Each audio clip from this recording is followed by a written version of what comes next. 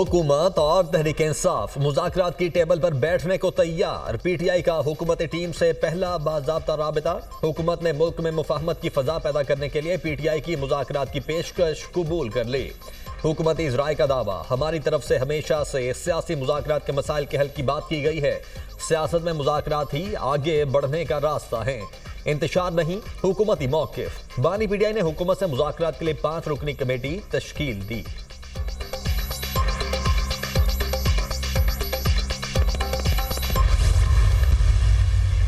PTI को इक़्तिदार में लाने का जो मेन किरदार थे उनमें सर फहरिस्त जो है वो फैज़ अहमद साहब थे। मेरा ख्याल है कि ये पार्टनरशिप जो है 2018 के इलेक्शन से पहले की चली हुई है। 9 मई को भी ये पार्टनरशिप है, 9 मई के बाद भी ये पार्टनरशिप ये कानून फैसला करेगा। अगर मेरा ख्याल है कानून जो है खुद ही वाज़े कर गए हुए हैं बानी पीटीआई। उनकी हुकूमत के दौरान बहुत से सिविलियंस के ऊपर मिलिट्री ट्रायल। बानी पीटीआई को इक़्तिदार में लाने वालों में फैज़ हमीद सर फहरिस्त थे। इन दोनों की पार्टनरशिप 9 मई को भी थी और बाद में भी चलती रही। शहादतों से सामने आएगा कि किस तरह 2018 में धांधली की गई। बानी पीटीआई के मिलिट्री ट्रायल के बारे में कानून फैसला करेगा। बानी के दौरे इक़्तिदार में बहुत से सिविलियंस का मिलिट्री ट्रायल हुआ। पीटीआई की हुकूमत के दौरान सेनेट इंतखाबात हुए। इन तमाम चीजों के पीछे यही 2-3 किरदार नजर आएंगे। शहादतें आएंगी तो लाजमी तौर पर कुछ ना कुछ असरात होंगे। सिविल नाफरमानी की तहरीक शुरू नहीं होगी। वज़ीर दिफा ख्वाजा आसिफ की मीडिया से गुफ्तगू।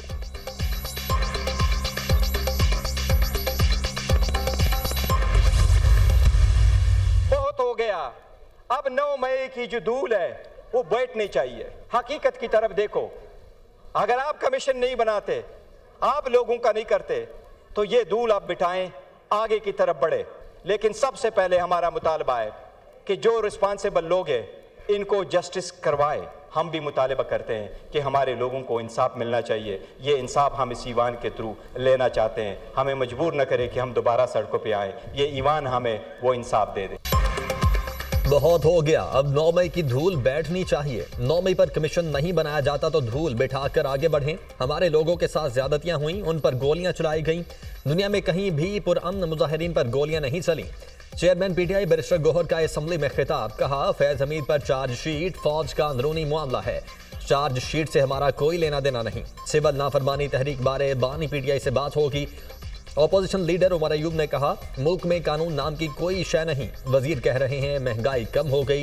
ये किस दुनिया में रहते हैं, किसको बेवकूफ़ बना रहे हैं। सलमान अकरम राजा ने कहा किसी के साथ भी मुज़ाकरात के लिए तैयार हैं। बानी पीटीआई ने हमें सियासी डायलॉग का मैंडेट दिया है। फैज़ हमीद को बानी पीटीआई से जोड़कर ट्रायल मिलिट्री कोर्ट में करना गलत होगा।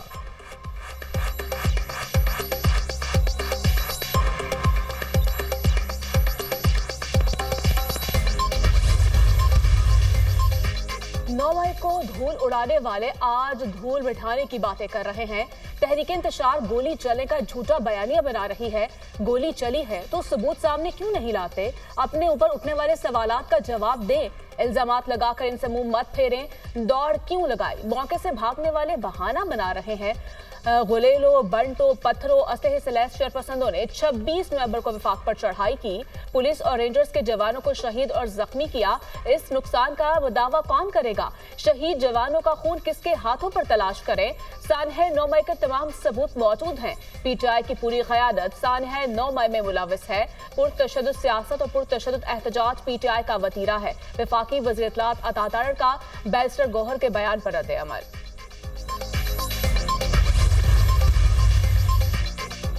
ऑपोजिशन लीडर को लश्कर कशी छोड़कर पार्लियामेंट आने पर मुबारकबाद पेश करता हूं। वहां दोनों तरफ से गुलेलें चलती हैं, यहां दलील से बात होती है। ऑपोजिशन को तनकीद करने और हमें जवाब देने का हक है। महंगाई कम हो गई, इंटरेस्ट रेट मजीद नीचे आएगा। हम पर तनकीद करें और तस्सीब भी, लेकिन जो चीजें ठीक हो रही हैं उसकी भी तारीफ किया करें। वजीर कानून आजम नजीर तारड़ का कौमी असम्बली में खिताब।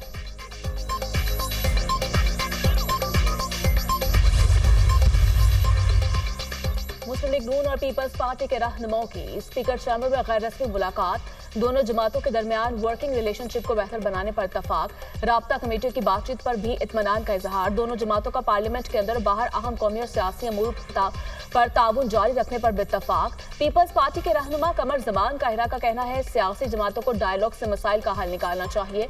हम किसी किस्म के जबर ज्यादती और इंतकामी रवैये के खिलाफ है। अगर किसी ने वाकई जुर्म किया है तो सजा तो मिलनी चाहिए। पीटीआई का फौज से मुज़ाकरात का मुतालिबा दुरुस्त नहीं, फौज मुज़ाकरात नहीं कर सकती, अगर करेगी तो खिलाफ वर्जी होगी।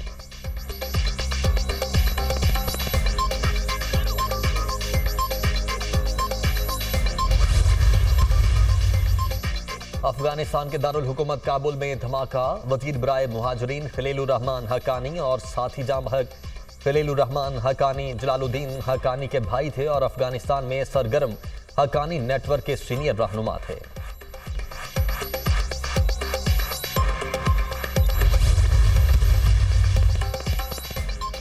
वज़ीर आला पंजाब मरियम नवाज की शंघाई में मसरूफियात, मरियम नवाज की कम्युनिस्ट पार्टी ऑफ चाइना के चाइना म्यूजियम आमद, वज़ीर आला और वफ़द को चीन की तारीख इनकलाब की बसरी तारीख दिखाई गई। मरियम नवाज ने CPC म्यूजियम में डिजिटल हिस्ट्री को सराहा, किताब में अपने तासुरात कलम बंद किए। मरियम नवाज ने कहा चीन ने दुनिया की तारीख का गैर मामूली मुआजा कर दिखाया। वज़ीर आला पंजाब से कम्युनिस्ट पार्टी ऑफ चाइना की शंघाई कमेटी के डिप्टी सेक्रेटरी से मुलाकात, पंजाब और शंघाई में मुआशी ताल्लुकात को मजीद मुस्तहकम करने के अज़्म का इजहार, तिजारत, सरमायाकारी, साइंस, टेक्नोलॉजी और इंडस्ट्री में ताउन को मजीद फरोग देने की जरूरत पर जोर। वज़ीर आला पंजाब मरियम नवाज की मिनहोंग डिस्ट्रिक्ट इंडस्ट्रियल जोन आमद, Hong Chiao import commodity exhibition और ट्रेनिंग सेंटर का मुआयना किया, पाकिस्तानी स्टॉल का भी दौरा किया। होंग चियाओ इम्पोर्ट नुमाइश एंड ट्रेड सेंटर में कायम पाकिस्तानी पवेलियन का भी दौरा किया। पंजाब के हुकाम को ई कॉमर्स की स्टडी करने और पंजाब में ई कॉमर्स की फ़रोग़ के इक़दाम की हिदायत, कहा नवाज शरीफ IT सिटी के क़याम का मकसद पंजाब में IT प्रोडक्ट का फ़रोग़ है। नवाज शरीफ IT सिटी में ई कॉमर्स के फ़रोग़ के लिए खुसूसी इक़दाम किए जाएंगे। वजीर दाखिला का एफेट एक्सचेंज चौक इंटरचेंज और सरीना चौक इंटरचेंज प्रोजेक्ट्स का दौरा, दोनों मनसूबों पर तामीराती कामों पर पेशरफ्त का जायजा। मोहसिन नकवी ने अंडरपास सिर्फ 43 दिन में मुकम्मल करने पर कॉन्ट्रैक्टर और इस्लामाबाद इंतजामिया की कारकर्दगी को सराहा।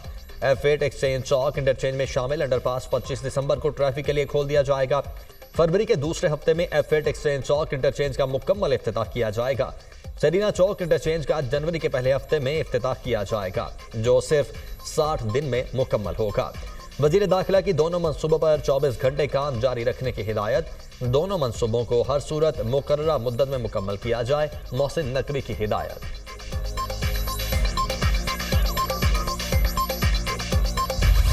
कानून हर किसी को हर फोन टैपिंग की इजाजत नहीं देता। क्या फोन टैपिंग से मुतालिक कोई कानून साजी हुई? कानून के मुताबिक तो फोन टैपिंग के लिए सिर्फ जज इजाजत दे सकता है। क्या किसी जज को इस मकसद के लिए नोटिफाई किया गया?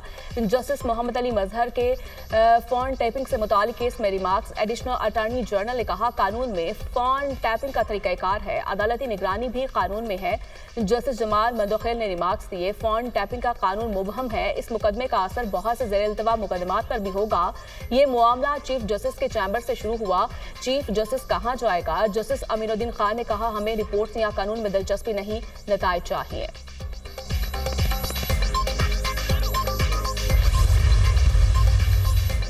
PTI एहतजाज से मुतल्लिक इस्लामाबाद हाई कोर्ट के ऑर्डर की खिलाफ वर्जी पर तौहीन अदालत की दरखास्त। अदालत का सादा सा ऑर्डर था कि अमन अमान बहाल रखना है। अदालत ने ऑर्डर किया था कि आपने शहरियों के हुकूक का ख्याल रखना है, आपने इस मामले को इतना पेचीदा बना दिया है।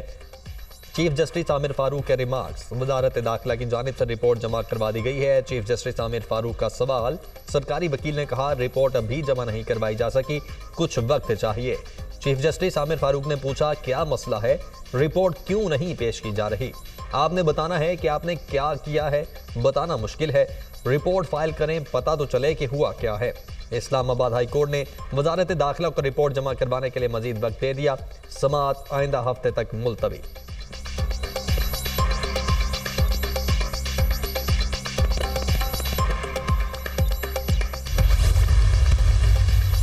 जिना हाउस हमला और जलाओ घेराव का मुकदमा, 8 PTI कारकुन बेगुनाह करार। GIT ने तफ्तीश में खवातीन समेत 8 PTI कारकुनों को बेगुनाह करार दिया। ATC लाहौर ने वापस लेने की बुनियाद पर जमानत की दरखास्तों को खारिज कर दिया। GIT ने तफ्तीश में हसन न्याजी की बहन हाजरा न्याजी को गुनाह का करार दे दिया। GIT तफ्तीश में फातिमा, बीना जिशान, रुखसाना नवीद कसूरवार करार। हाजरा न्याजी समेत दीगर की अबूरी जमानत में 15 जनवरी तक तौसी।